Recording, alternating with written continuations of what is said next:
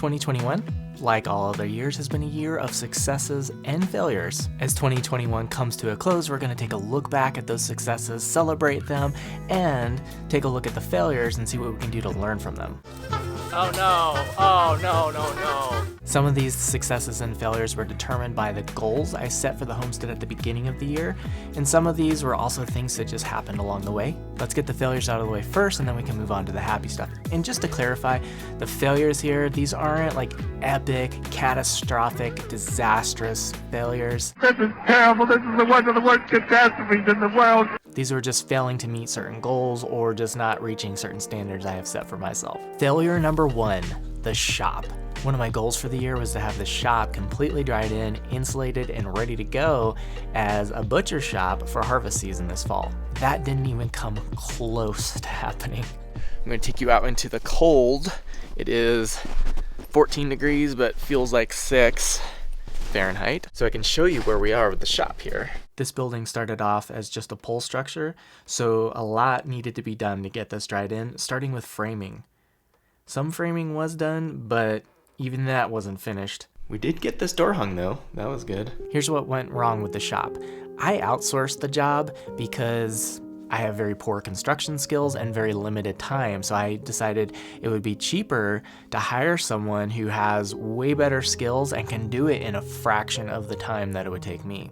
Here comes the problem. The guy I hired, who was the same guy that built the pole structure to begin with, he didn't get cleared up in his work and able to come out until September, and he was only able to come for a few hours a day every other weekend. I didn't know that's what his schedule would be when I hired him, so this was a little bit of a surprise. And then at the beginning of November, he got sick with COVID and he hasn't come back. Consequently, he hasn't gotten very far into the project, and a lot still needs to be done before this thing is going to be dried in. Another one of my goals for 2021 was adding water resilience to the homestead by way of burying a cistern in the ground and filling it with water. This was inspired by Martin Johnson Off-Grid Living, and though this was an important goal, I was prioritizing my expenses into the shop build and into energy resilience, which is something we'll get into in just a minute.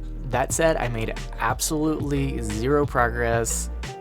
I did nothing towards water resilience this year. Failure number 3, deep litter for pigs. In April of 2021, I declared no more pasturing pigs. I am not going to be pasturing pigs this year. I set out to do a deep litter system for the pigs this year instead of doing a management-intensive grazing system for them. I built what we would later call the pig tent, got wood chips, and had everything ready to go, but never got the pigs in there. I was going to walk all the way over there, but the snow's a little deep. The problem with that system was there's not enough ventilation, so it was getting too hot in there in the summer.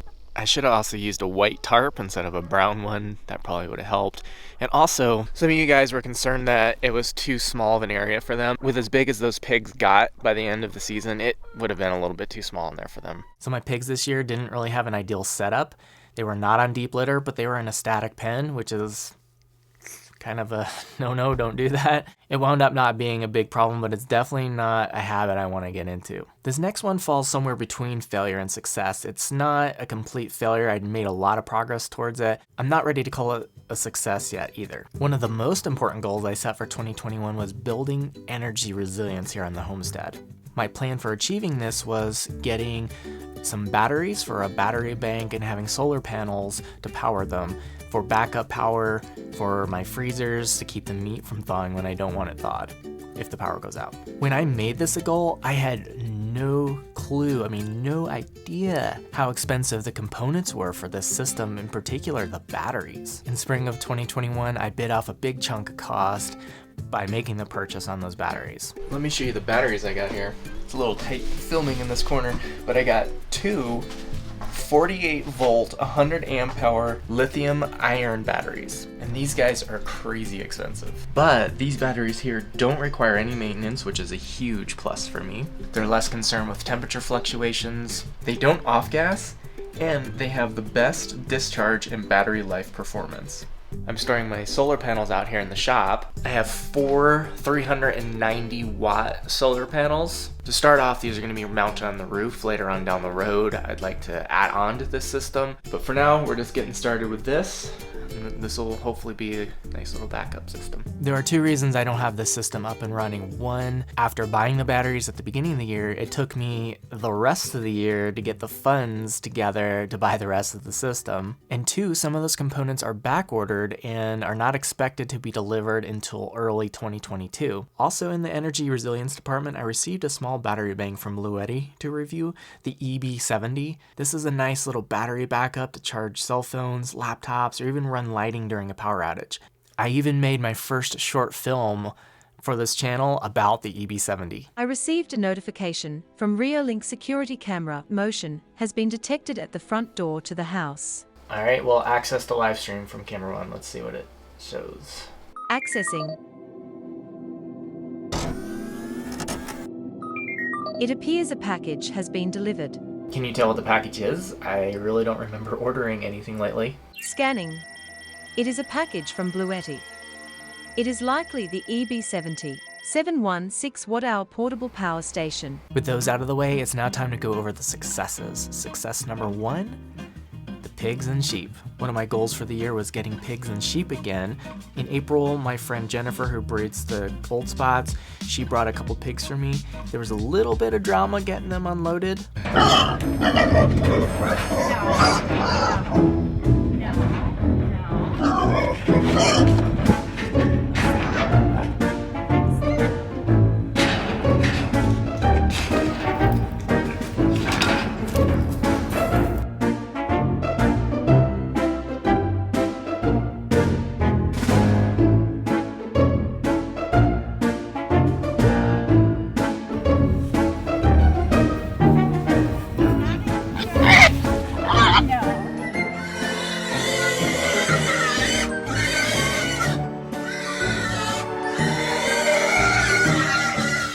And these pigs were a little bit bigger, a little bit older than I expected, which resulted in them being absolutely huge at harvest. Their size, plus some other things that went wrong, resulted in having to skin at harvest. This was disappointing, but I did still put a lot of pork in the freezer. Not long after getting the pigs, I got my 2 ram lambs for the year, and as usual, there's just less drama involved in getting sheep. I had a great grazing season with the sheep, and harvest went very smoothly with my hide remover. So having a freezer full of pork and lamb, that's a success. Success number 2, chickens and ducks. It had been a few years since I last raised broiler chickens, and I've never raised ducks. So my goal this year was to get back into broiler chickens and try raising some ducks. I got a couple dozen of the Cornish cross and 13 of the Pekin ducks. While I only lost a few chicks, there were a lot of duck deaths. Only 4 made it to harvest. I really enjoyed the ducks. Harvest was a little harder because of that. I kind of liked them, but what I like more is the duck meat. That is a success. Success number 3, the sheep cage. In April of 2021, I was in North Carolina and had the opportunity to meet with Ben Holler, who built Justin Rhodes' sheep cage. I got to talk to Ben about the building process and learn some of the details about it. One of my viewers, Dave, saw that video and reached out to me and offered to help me build a sheep cage of my own. I went shopping for all the materials with Dave, and he wound up welding it, putting it together at his house, delivered it to my homestead where he put the final touches on it. Having the sheep cage this year was a complete game changer. It really eliminated the bottleneck of having to set up and take down fencing every day to move the sheep. Working full time and being a single dad, I'm always looking for ways to save time on the homestead, and the sheep cage really delivered on that. Success number 4, discovering home. We needed to figure out where we were going to live and what we were going to do. We'd been married 17 years. We lived in 5 states, 2 countries, and about 15 different homes. And so one of the things that we really wanted to do was establish a home base, some place that we could call home, that we could build up and could really be ours.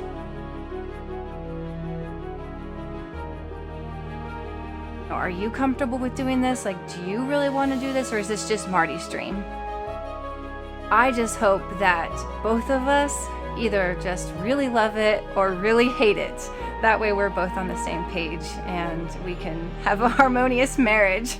Really, it wasn't a homestead level success. This was more of a personal success for me. For those of you that don't know, Discovering Home, which is what's playing on the screen right here, episode 1, is the TV show that I have for Abundance Plus. I'm making a documentary series about families who have relocated to Idaho and are living this lifestyle, kind of figuring out like what's their why, what's their purpose in all this, where are they going. Episode 1 was with Martin Johnson Off-Grid Living. Episode 2 was with everyone's favorite shepherdess Tess, and wow, the reaction to that has been just huge. And episode 3 is almost done with production and ready to move to post-production soon. There's just a couple more shots we need to get. And that one's featuring my friend Sean, who is a primitive skills teacher and specializes in hide tanning and really getting the most out of the harvest by making haggis and cooking all the weird parts. It's truly been an awesome experience for me getting to produce this show and getting to make some really high quality content for you guys that are on Abundance Plus. And if you're not, there's a link down below in the description that you can click, and that is an affiliate link, so I will get a commission if you sign up after the 7-day free trial. And also, if you do decide to sign up, there is a 10% off coupon code in the description. Just enter that in, you'll get 10% off the lifetime of your membership. Success number 5, Homestead Security upgrade. This wasn't part of a goal I set this year, but a company named Reolink actually reached out to me and asked if I would review their security cameras, and they're great for homesteads because they are off-grid, so they just have a little solar panel that powers them. You can set them up anywhere as long as they're in range of Wi-Fi. You can set them up in your barn and check on your chicks if they're in the chick brooder, or if during lambing season you can check your mother ewes giving birth in the middle of the night. It has great night vision on it, or for security purposes as well, which is what I mainly use it for. I get early warning detections if anyone's pulling in the driveway. Even if I'm not home, I can pull it up on my phone and look at the screen and see what's going on here. So getting that system set up was a really cool success for the homestead, and definitely something I recommend for everybody's homestead. Gives you a peace of mind, especially when you're not home. Little buddy, do you have do you have any thoughts on things you liked, successes for the homestead this year, or some things you thought maybe weren't so good? But one thing that I really didn't like was when Blue died. That made me super duper sad. Coming to see Blue? Yeah. Yeah, he may not be around much longer, so this might be a goodbye for you. Okay. Hey, Blue. Had a good 4 years together. Huh? It has been a good 4 years. You okay? Pretty sad. That's right. This summer, I think it was July, Blue died, our first livestock guardian dog. And success number 6, and this is probably the biggest, coolest thing that happened to me this year as far as homesteading goes, and that is getting a tractor. A couple weeks back, Tess reached out to me and let me know that she was selling her tractor. She offered me a really good deal on it, and I couldn't pass it up. So about a week ago, I actually went and got the tractor. It's a John Deere 750. It's a small, compact tractor. It's only 20 horsepower, but for my purposes on the homestead, it's gonna get a lot of stuff done for me. I'm just really tickled that I have this thing, and I cannot wait until the spring when I can get it hooked up with a brush hog and get to work outside. Those are the 10 successes and failures on the homestead in 2021. Thank you guys so much for all of your support, all of your encouragement and feedback you've provided over the year. It's all of that support that keeps me going. It's what keeps me making these videos for you guys. 2021 was a good year for the homestead, but I'm looking forward to making 2022 even better and having you guys along for the journey.